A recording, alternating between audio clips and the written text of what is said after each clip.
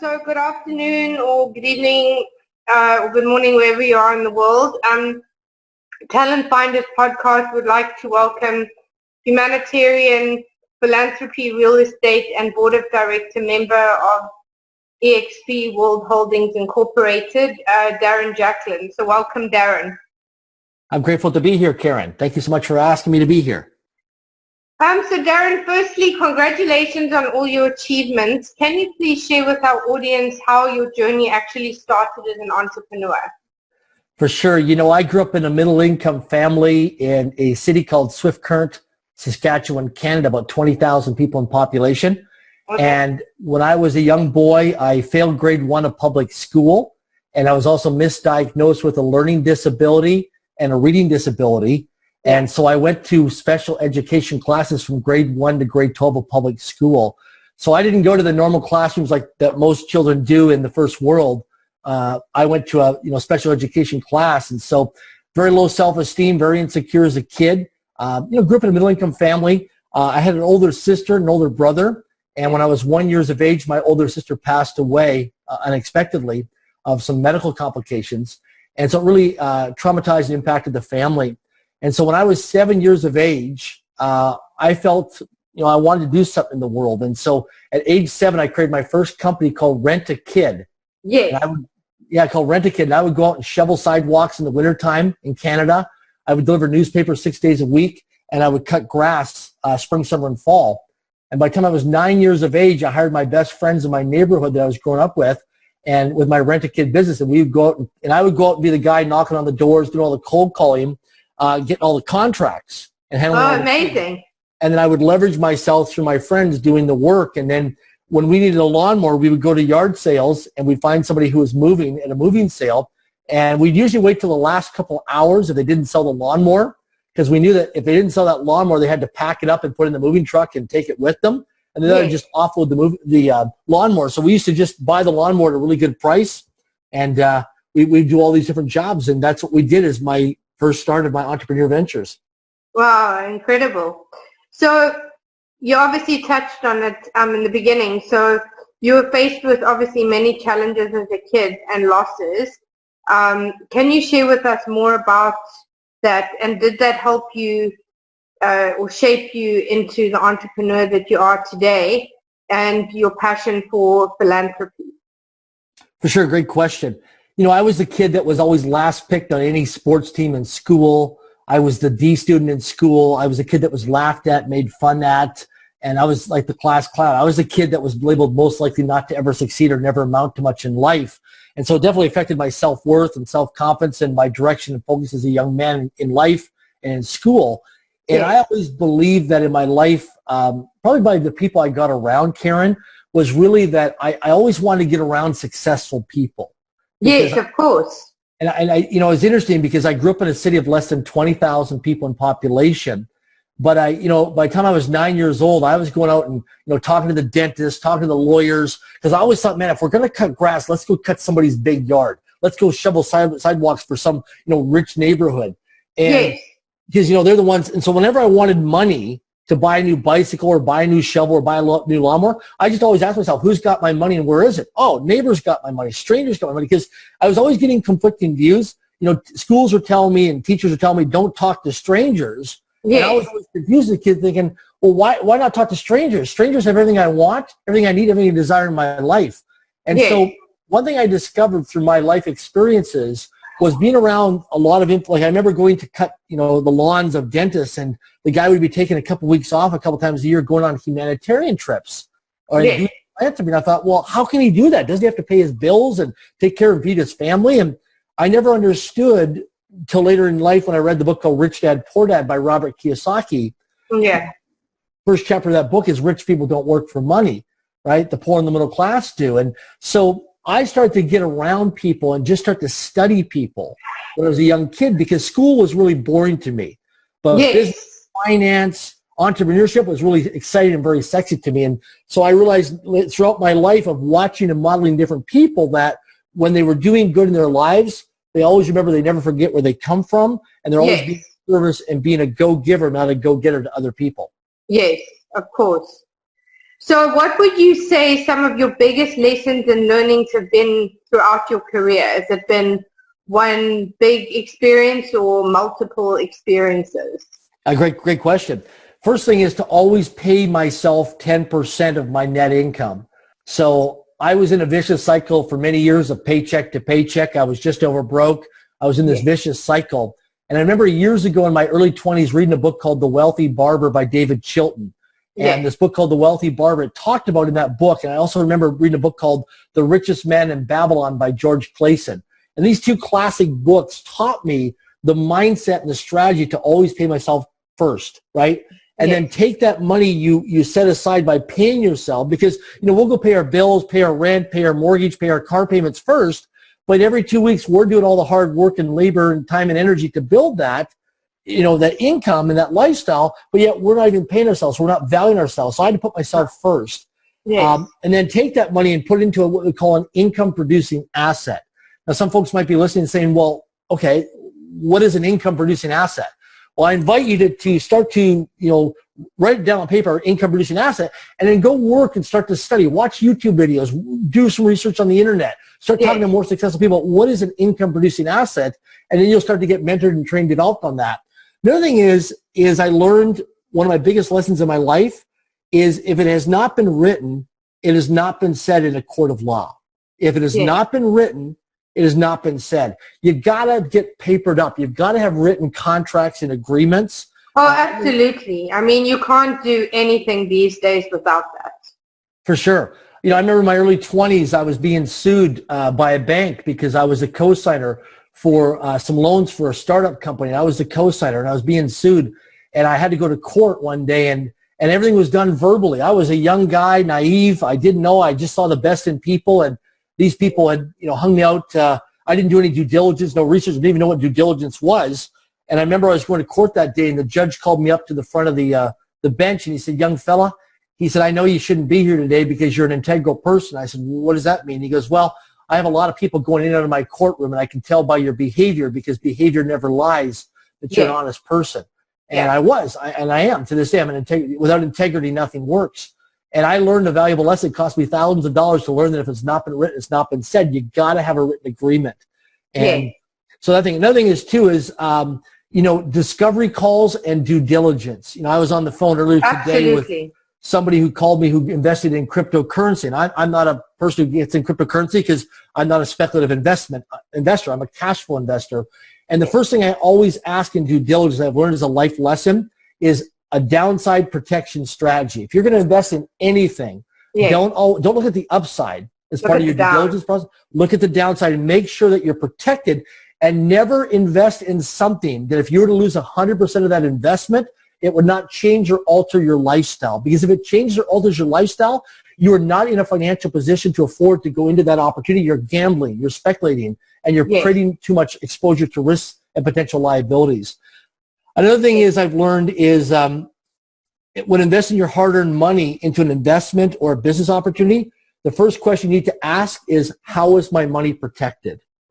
How is my money protected? So whenever you're getting a business partner, you're investing in something, you're buying real estate, you're buying stock, whatever it is, some kind of investment, how is your money protected? See, most people never ask that question, and then all of a sudden they lose money, or the market changes, or there's a correction, or they're involved in something, and then all of a sudden the stress. Another thing is too, there's 3 types of money I've learned as a life lesson. Number 1 is calm money. So it's calm money. Number 2 is cautious money. Cautious money. And number 3 is nervous money. And so when you're at a networking event or a trade show or a conference or a workshop and you meet somebody you're networking with, ask yourself, if I'm going to do business with this person, right now, does my gut or my intuition, am I calm, am I cautious, or am I nervous? If you're calm, it's kind of like a green traffic light. You proceed. If it's cautious, it's like an amber or yellow traffic light, right? If it's nervous money, it's red. Do not do business, get involved in the deal whatsoever. Always trust your gut. We all know somebody in our life that we borrowed money to, a friend or a family member or neighbor or coworker, colleague. We borrowed money to that person, and we knew when we lent them money, that money was nervous money, and we're probably not going to see it and come back. Right? We did it anyways. We didn't trust our gut or intuition. I think another thing is, too, is always surround yourself with a team of people to work on projects together. So what I've done in my life is I created my own life team. And I take time in my journal every day. I write my journal as a non-negotiable habit I do every single day of my life. And I have a life team. And with my life team, what I look at is I look at, for example, people who are going to have families or children in your life is, you start to become more successful. And one of the things that people do is when you get more successful, you start to build up a network of people around you, a bigger network. And one of the things to be aware of is to make sure that you train and develop your children on who you're networking with. So, for example, a lot of people, they don't tell, their kids or their spouse or partner as they're building their great life team, they don't talk about, who is their financial advisor or their, yeah, exactly. So if things go wrong, they at least know who they should be going to. Absolutely. Who's the attorney? Another thing is, too, when it comes to attorneys, one thing I've learned is a great life lesson is a lot of times, I meet a lot of people all the time, and what they do is they have a business lawyer, a business attorney who's doing up all their contracts and all their agreements, whether they're joint ventures or, business dealings, some of that. And what I encourage people to do is it's important to have a business lawyer, business attorney to do up your contracts, your agreements. And again, I'm not a lawyer and attorney, but I know from experience from paying a lot of legal bills over the years of setting up companies and doing deals from experience, I pay them with my pocketbook, is what I always do too is when you have a business attorney or business lawyer, always go to a trial lawyer or a trial attorney. Here's the reason why. You want to hire a trial lawyer for a couple hours to look at your business contracts or business agreements and see if he or she can blow up and punch holes in your business contract or agreement. Here's the reason why. You want to do, it's a downside protection strategy to mitigate potential risk to liabilities. Here's the reason why. If you ever have to go to court, if you're ever being litigated or lawsuited, and you ever have to go to court, your business attorney or lawyer is not going to go to court and represent you. That's not what he or she does in terms of, especially of law. It's a trial lawyer that's going to challenge you in court. Yes. So always go a step further, invest the time, invest the money. I know some people don't want to invest the money. They want to go onto Google and get free things. And, Darren, I button up my contracts and agreements. Well, I encourage you to have somebody look at punching holes in that business contract or agreement and blow it up, because otherwise, in a couple of years from now, you might be challenged someday or have a disagreement or falling out with somebody, and they all of a sudden start to litigate you and it goes to court, and it's going to be a 2 to 3, 4, 5 year process and a lot of time, a lot of money, a lot of energy where you could have mitigated that risk up front. Yes, exactly. So leading on the flip side to that question, what are some of your career highlights then? Great question. I think some big career highlights for me that really built my self-confidence and the belief in myself was back in 2008 or 9. I actually was in San Jose, California, and I actually got featured on NBC TV. It was just a television appearance back, well over a decade ago, but that experience with Janice Edwards, I always remember the lady's name, Janice Edwards. She was the one who interviewed me, because I was always told I'd never amount to much, never go far, never do much in my life. And I always got criticized and laughed at a lot. And when I got a chance to be on NBC TV, that was a big deal for me, a big highlight.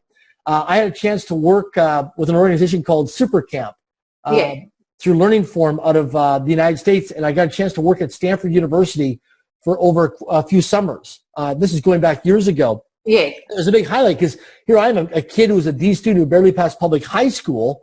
I have no formal academic education, and I actually got a contract to actually go work at Stanford University over the summertime. So that was a big highlight for me. To date, I've traveled to 50 countries around the planet. I've been on 4 continents.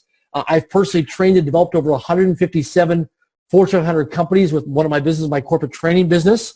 Last year in 2019, Tatiana, my life partner, and I, we set up our own private family foundation for global philanthropy projects.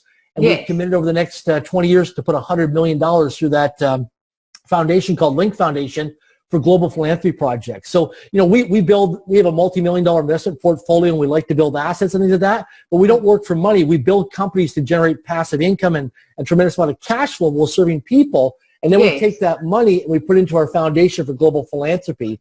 And it's cool because with Link Foundation, one thing I'm really proud of as a highlight is 100% of the financial contribution that we raise goes directly to the cause. And we're building a new school right now over in Uganda, East Africa, through a joint venture partner called Kids for Africa. So that's a big highlight for me. And we get to take people with us 1 to 2 times a year on a humanitarian trip. And oh, that's incredible. And that's fun because we build some great deep relationships with people, and we're in service to humanity and the planet. We have some great masterminding and dream building together. And if anybody wants to do that, just reach out to me. We can collaborate on that. But I love taking people with me and creating dream trips for people that are humanitarian trips to make a difference in the world. Another thing for myself is I've had a chance in the last couple of years to be in New York City and ring the bell on NASDAQ twice, closing. Oh, amazing. And that's been a highlight to do that twice now on NASDAQ. And also I took a company from startup as a team member, serving on the board of directors of a company. It was a private company, and then we took it public as a team, and we took that company from a startup to $1 billion company. And we're now international in multi-countries. We're across North America and internationally, and we have tens of thousands of people that work with the company or, work with that company. And I serve on the board of directors of that company. I'm also an investor with that company. So I'm grateful for that. Yeah. And I also, I'm also part of a thing right now where we're actually building, it's a $5 billion project that I'm an investor in. Yeah. It's ultra luxury private islands that we're building, ultra luxury private islands for people. And, for me with that I'm an investor with that. And I've got a bungalow on the island. Once it gets completed with the development, it's a 7 to 10 year project from start to finish. And we're in year 3 right now. And I'm grateful for that because that allows me the opportunity to meet a lot of people to then do a lot more humanitarian philanthropy stuff around the world. And I think I highlighted myself. I've become a multimillionaire. Here I am, a kid that was barely past public high school, was once homeless on the streets on welfare. I was, ate my next meal out of a garbage dumpster. From there to having a lot of street smarts to going from nothing to becoming a multimillionaire today. And very grateful for that because I'm not motivated by money, but I like to make millions of dollars a year because then I can take that money and put it through our foundation for global philanthropy and be in service to a lot of other people. So I think I'm an inspiration to a lot of people, that people see me when they meet me and think, man, this guy went from flat broke, no hope, no direction, no focus, becoming a multimillionaire. And I did it by self-education, by self-study. And, I'm not motivated by money. I'm motivated by making a difference. I'm motivated by freedom, and I'm motivated by more choice and options. But I want to serve humanity as my planetary assignment and be in service, because a big thing for me is I want to disrupt the child sex trafficking industry. It's horrific right now with child sex trafficking. Yeah, it's very bad. Very organ bad. Harvesting. No child should go to bed hungry. We got to impact child hunger, and we've got to help to bring clean drinking water to villages and places around the planet. And we've got to clean up our oceans and get rid of this plastic out of the oceans. And we've got to protect these animals like the rhinoceroses, the hippopotamuses, the elephants that are being illegally poached in different places across the planet. So I'm a real I know that. I'm from South Africa, so I know all too well about rhino poaching and elephant poaching. It's terrible. Absolutely. Yeah. So that's what I'm passionate about with what I'm doing in terms of highlights, and through the foundation with Link Foundation to really go out and be a stand and be in service and a contribution. Yeah. So that brings me back, we'll sort of going back to your childhood, but I just kind of wanted from an emotional standpoint. So obviously at the age of 7, you started your small business called Rent a Kid, and you've highlighted how it came about. But was creating this kind of business at your age something that came natural to you? And did this help you cope having struggled at school? Great question. I think the thing is that it was as growing up as a kid, it was hard for me because I was misdiagnosed with a learning disability and a reading disability. I was put on a drug called Ritalin. My parents did the best they could. They didn't know what to do with me. I didn't fit in. I didn't conform into the public school system through the special education programs. And so when I went out there and created my Rent a Kid business, for me it was part of my identity, but I felt a sense of belonging. I felt connection because I had this belief growing up that I was never ever good enough. I never mattered. I never amounted. I felt, I don't know if you can relate, but I felt that I was invisible at times. I felt that I was just, this kid sitting in a classroom as a D student, never got any time, never got any attention. I was a D student. Everybody else is getting focused on, and here I am. I'm invisible. I don't matter. I'm not good enough. I think that that's also a challenge that a lot of people have with learning difficulties, because they almost feel like they become isolated. For sure. And they don't fit. I mean, I know because I was exactly the same. So. Wow. Yeah. Very interesting conversation. And the thing is that for me, when I would go out there and cut grass and shovel sidewalks over newspapers, I got attention. I got positive praise and recognition. People saw my value. They saw my worth. And then there was a monetary exchange as well. Yeah. But the cool thing for me was that people valued me. I felt like I belonged. I had a sense of belonging and a sense of connection, and that I mattered, and I felt safe. And because as a kid, I didn't feel safe as a child in school. I didn't feel safe. I was, some people say, oh, I love school. To me, I was not safe in school because I didn't know who was going to criticize me next, who was going to make fun of me next. I was going to be, are we going to do some phys ed thing and some sports team thing? I'm going to be the last kid picked on any team, and I'm going to be made fun of and ridiculed and things like that. So it was not a pleasant experience for me. But when I went outside of school and I was out there, let's say the entrepreneur world, and going out there and knocking on doors and meeting people and cold calling and doing all that kind of fun stuff, that's where I got a dopamine fix. That's where I got elated, and that's where a lot of excitement came because I felt that I mattered most. Yeah. No, that's incredible. So that leads me into the next question around leadership. So I obviously want to talk to you about leadership or the lack of leadership. What would you say from a personal, business, and global perspective is lacking today in leadership? And what would you say can be done better to change and improve the current narrative? And what would you say is unique about your leadership style? Wow, great question. So first thing that comes to mind, and I've had a chance through my corporate training business over the last 23 years to train over 1 million people around the planet in 50 countries around the world. First thing that comes to mind for me is integrity. Yes. People think that they live by integrity, and it's a complete inauthenticity for themselves. Here's the reason why. Without integrity, nothing works. Yeah. And the key thing is behavior never lies. And so I always invite people, when you play a bigger game in life, like I'm in and out of integrity every day of my life. I'm in and out of integrity all the time. Yeah. And I live with a woman, Tatiana, who's like the integrity police, and I get called on it every single day. And here's the reason why, is because the bigger the game you play, the more things you've got going on with your family, your business, your life, you're going to be in and out of integrity. The key thing is to manage expectations, and when you're out of integrity is to be in communication. In my past, when I would be late, for example, and I knew that person was going to be critical of me being late, I would just want to go and avoid it. And I was an avoidance person. I didn't want to avoid it. I didn't want to get it because I knew if I got into confrontation, I was going to be passive aggressive. I was going to get aggressive, and I was going to lead to a confrontation, right? Yes. And so I'm just like, just push it underneath the carpet and let it just go away. And what I realized was there was an impact on that person's way of listening of me in life. And so without integrity, nothing works. And so when I always look at, one of the things I always look at my life every month is where's an area of my life that may be a blind spot right now that I'm out of integrity. And so when it comes to leadership is when people are leading teams or organizations of people, the key thing is to look at is, are you building relationship equity with other people? But where in your life are you out of integrity? Because there's no workability when you're out of integrity. And the key thing is that a lot of people in businesses and organizations, they don't realize how much, like they put mission statements and vision statements up on the wall. Nobody ever reads them. But it's not what you're doing, it's who you're being. Yeah. And that's a key thing for me with leadership is, when you start to really take on in your life and really do an inquiry, really do an audit or an inspection into your life and ask people around you in your inner circle, hey, am I operating from integrity? Am I operating from a high level of performance of integrity? And just be brutally blunt and honest with me and just get feedback. Be open to, the criticism and the hugs and the slugs and the kisses and the kicks from people around you. And most people, when people are brutally honest with you and put all their cards on the table and are full transparency with you, you will realize that you've got some blind spots when it comes to integrity. And that's an area of my life I really work on every day because I'm in and out of integrity, but I make sure that I'm constantly being in communication to get back into integrity. Yes.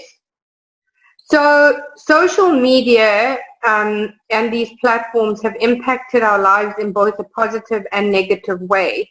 How has this impacted you in both your personal and business? And what do you believe we can do better in terms of our content and how we use these tools? So a couple of different things. One is it creates more visibility and more exposure being around social media and online. And so, I'll use myself personally as an example. I travel a lot internationally and do a lot of humanitarian philanthropy stuff around the world. It's something I'm passionate about doing.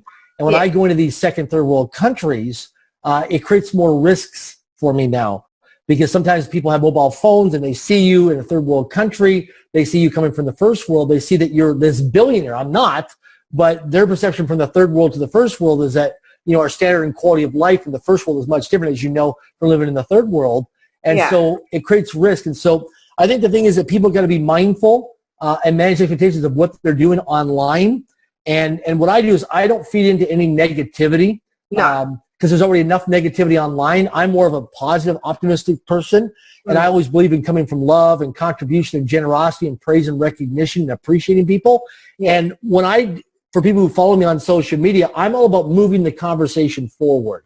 How can I make progress that when somebody reads my articles or looks at the photos or looks at the posts or watches the videos, how can that positively influence them in their lives and have a ripple effect on their children or grandchildren or their environment or their coworkers or colleagues? So I'm always looking at how can I be in service through social media in a positive way that's going to move that person's life or conversation forward and going to advance them versus getting stuck in negativity or gossip or complaining or being victimized or a lack in scarcity consciousness where they're contracting versus abundance and prosperity where they're expanding. So I always come from the mindset on social media. It's coming from a place of expansion and optimism and things like that. And I think another thing we can improve on is realizing there's a lot of fake relationships on social media. Oh, big time. So the key thing is the big thing is it's transactional versus relational. Yes. So I'm very relational in terms of building relationship equity with people, being a go-giver rather than being a go-getter. And so I get approached all the time, like on LinkedIn, people send me private messages daily pitching me on things. Here's something to consider. When you're around successful people and you want to do business with successful people do not want to be pitched or sold. They do not want to be pitched or sold. And that seems to be a common problem on Facebook, LinkedIn. People connect with you and then the next minute you have, have you considered, this multi-level marketing or whatever? And it's like, please don't do that.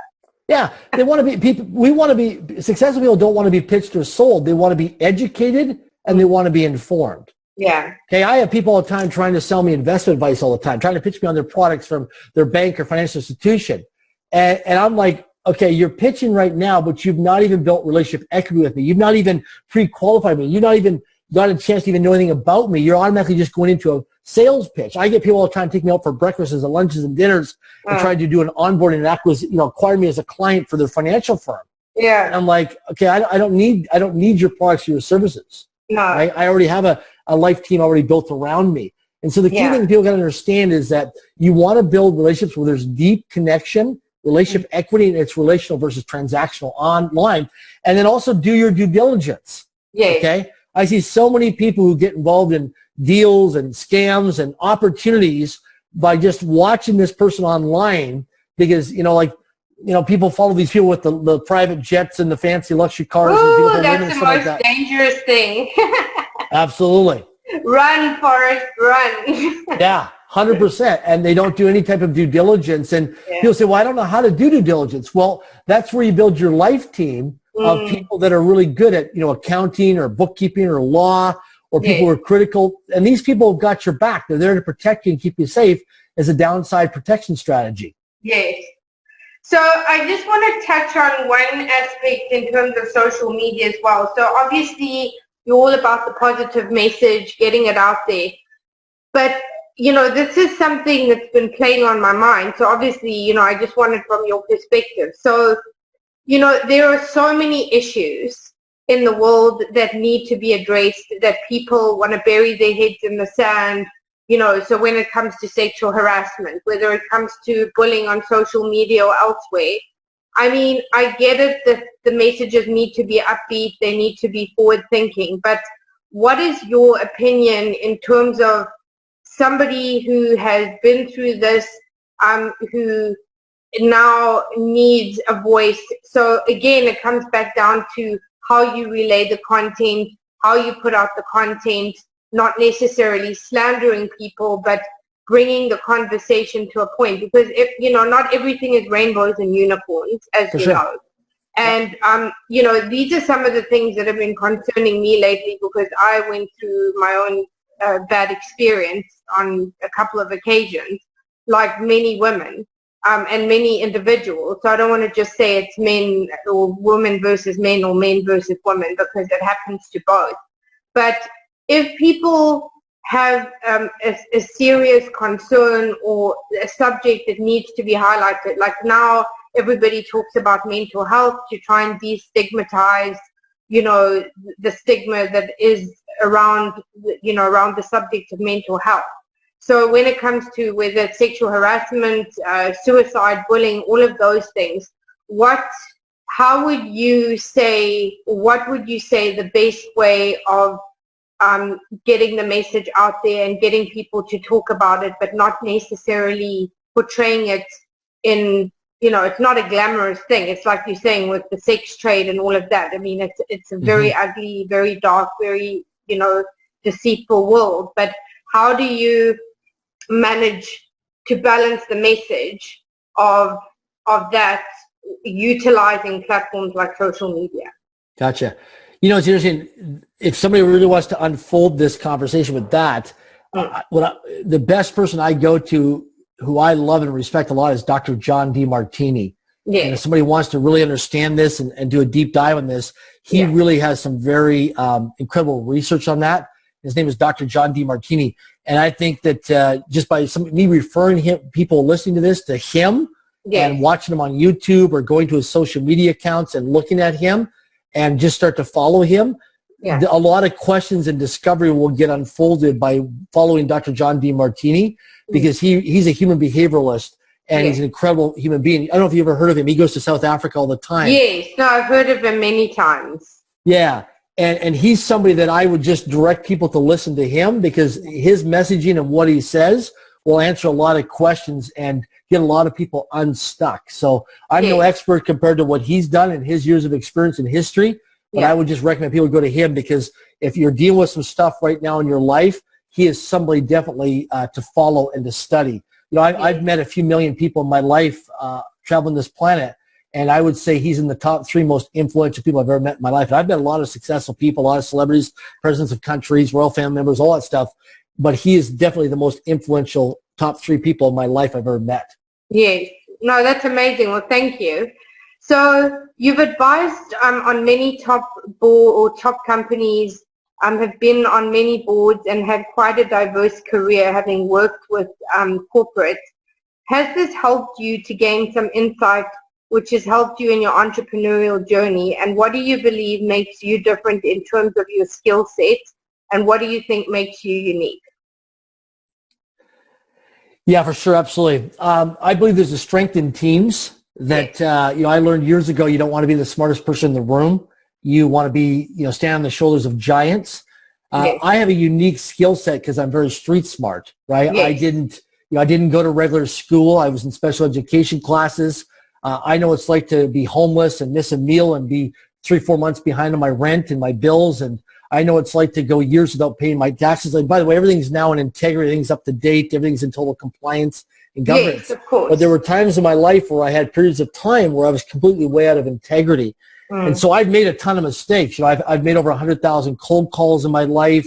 I've been rejected multiple times, thrown out of offices. I've been evicted from homes. I've had my car repossessed. I've had lawsuits in my 20s. I've had a lot of, I've eaten my next meal of a garbage dumper. So I've had a lot of adversities and failures and challenges. And now in my later life, I have a lot of wins and successes because I've screwed up so many times.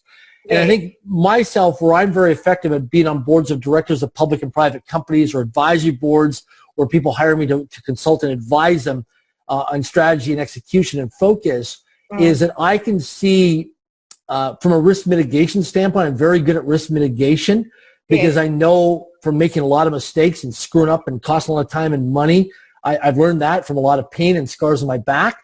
But also, I'm able to see people's blind spots, and also I'm able to see things in terms of human behavior because I've had so many sleepless nights in my past and, challenges in school and stuff with my identity and my self-worth and self-confidence. So a lot of times it's when people need to feel safe or somebody to believe in them, or, whether they have to go out and raise capital, they have to go out and get a paying client, they have to ask for referral, they're growing and expanding their business, they, whatever it is. I've been through a lot of that in my own life. So I come from my own history and my own experience. Where a lot of people come from the academic world where they go to public or private school, then they go to college, university, get an MBA or a PhD, and then they go out there and they go get a corporate job or they set up a consulting business. I'm someone who was never ever handed money. everybody said no to me. In fact, I joke now with people that there was a time in my life where I had in Canada, where I live here, there's a thing called an R9. And somebody can go online, go to google.ca, you can research if you want. But an R9 is the worst credit score you can get in Canada. Well, guess what? I won the prize. I've had the worst credit score that you can actually get in Canada. I won that prize. In fact, I think in my life, in my 20s, I had a lot of financial debt, and I was completely underwater, being choked out financially. I went in one day to apply for bankruptcy, and I met with this lady one day, and she went through all the paperwork of all the collection agencies and creditors that were after me, and all the demand notices and letters, and I got my car repossessed. I got evicted. I was on the streets homeless, and it was so bad that I wasn't getting phone calls because my phone got disconnected. I had people show up at my doorstep, and I actually had somebody even hire somebody to come after me with a baseball bat and try and break my kneecaps one time. Oh, no. Down the street. This is how bad it got with collection agencies with me. Oh, yeah, it was brutal. Back, this is going back 20 years ago. But what I learned from all that when I went to apply for bankruptcy, I sat down with this lady one time going through the application to file for personal bankruptcy, and she says, okay, how do you want to take care of my fee today? And I'm like, well, I can pay you $100 a month. And she goes, no, I'm not in the finance business. How are you going to take care of my fee of $1,500 Canadian today? And I'm like, well, I don't have any money. I'm flat broke. I don't even have a home. I don't even have a bank account. I don't even know where I'm going to get my next meal from. I got nothing. I'm underwater, being choked out financially. She says, well, who can you call? I said, no, those phone calls are already made. Those people aren't returning my phone calls. When I walk out of here and I walk down the street, people walk away from me because they think I'm going to ask them for money, right? And so I went through a lot of that. And so what happened was I actually couldn't file personal bankruptcy because I couldn't afford it, because I couldn't pay the fees. Because people don't realize when you go bankrupt, you actually have to pay fees to go bankrupt. I couldn't afford to pay the fees. God. So I never went bankrupt. So people always ask me, have you ever been bankrupt? I said I couldn't afford it. So I'm a great asset when I coach people or I mentor people or I'm on advisory boards and board of directors, because I've screwed up so many times in my teens and my 20s and my 30s. And yeah, I've had a lot of home runs and successes now and a lot of wins and victories, but it came as a result in my first 10 to 20,000 hours of my training development of a lot of mistakes and a lot of screw ups. And so now I've learned from making those mistakes and screw ups not to do them again, because I create more pain than pleasure. And so that's why I'm a huge asset now. And that's why I see I'm unique or I'm different when if I'm guest speaking someplace or I'm doing an interview, is I come from real practical experience from my history, my background of what I've actually done. I've actually done it and been in the trenches. Yeah, that's incredible. So that leads me to the next question. So I'm sure our audience, for those who don't know what exactly a philanthropy investor is, not in terms of what I've heard, and sounds like a very different approach. So please, can you share with us more about this? Sure. So in the United States of America right now, 51% of the American population do not qualify for a mortgage. 78% of the United States and Canadian population live paycheck to paycheck. And the average American has access to only $400 liquid cash. Okay? So a philanthro investor is what I'm a philanthro investor. And it's a really, I love doing this. I love being a philanthro investor or a philanthropy investor. A philanthropy investor is someone who invests money or time and engages emotionally to promote human welfare while earning a financial return. So what we do is we acquire U.S. homes from banks, right, off their balance sheets, and make them available to investors far below the market prices that are, so basically we're buying wholesale versus retail, right? And then we find families to fix up these homes, live in them, take care of them, so we stabilize neighborhoods across America. And then they purchase these homes for less than the cost of rent while paying a higher return to investors. So for what they would cost to pay rent, they can actually go into home ownership, and then they can do a lease-to-own option. I'm the philanthro investor. They lease the home, and within 5 to 6 years, they can build up their credit and stabilize themselves in that community and raise their families. Then they can go back and get requalified. Then I exit as the investor within 5 to 6 years, but I make a great return. So it's a win-win situation. And this business model is dedicated to providing outstanding value, right, to real estate investors and home buyers alike. And it's a lot of fun. And so I have a lot of friends of mine that were philanthro investors. And people want to learn more about it, they can just go to darrenjacklin.com. There's a part on my website that explains it. There's some videos, some detailed information. And if somebody wants to learn more, they can always reach out to us. But we help people across America because 51% of the population don't qualify for a mortgage, and 78% of the population lives paycheck to paycheck. So people want to live the American dream, and part of that is being stable and being safe and being secure in a family and being in a home. And so we help out people that normally could never get qualified for a home or home ownership. We help them as philanthropic investors while we're earning. And, you know, just so you know, I earn double-digit returns in my portfolio of philanthropic investing. So, you know, I earn, 12 to 15% annualized return with monthly passive cash flow. And it's a great return for me for my portfolio. And we help out families across America. Wow, that's amazing. So that leads me to the last two questions. So what are the 3 key pieces of advice you would give to other entrepreneurs or people starting out? And what legacy would you like to leave? Oh, fantastic. So life team, create a life team for sure. So you just take a piece of paper and you write down a life team. A life team is a group of handpicked individuals who help make decisions or execute on high-level decisions. And these are people that will help, like, for example, with my own foundation, with Link Foundation. But your life team is people around you who you trust, who are your confidants, who are your advisors, who have your back. Okay? Yes. And you can have these in your personal professional life. So I go to people. I have an inner circle of people. Like I have, I was just recently in Dallas, Texas, in the U.S. just a couple of weeks ago, and I went and met with one of my spiritual advisors. This guy's a spiritual leader, and I've known him for years, and we collaborate and on different issues. I have a really good friend of mine who I met with who's been married for 48 years, same wife, and and the same wife, and they're passionate about each other, like passionate. Yeah, they have challenges like everybody else. They go through things, but they're in their late 60s. And they're on fire with their relationship, and they got that vim and that vigor, and you can tell because behavior never lies, and you can pick up on people's energy, right? Of course. I just look at thinking to myself, I'm 47 years of age right now. I'm thinking, man, when I'm 68, 69, I want to have that vim and vigor and vitality as part. So I get around people on my life team. So number one is to create a life team. So if you want to be in better shape, get around people who are in better shape than you, put them on your life team. You want to, health, nutrition, finances, spirituality, your personal professional life, build your life team. Another thing is what I do is don't always listen to what people say, watch what they do. 100%. Watch people's feet, not their lips. Yeah.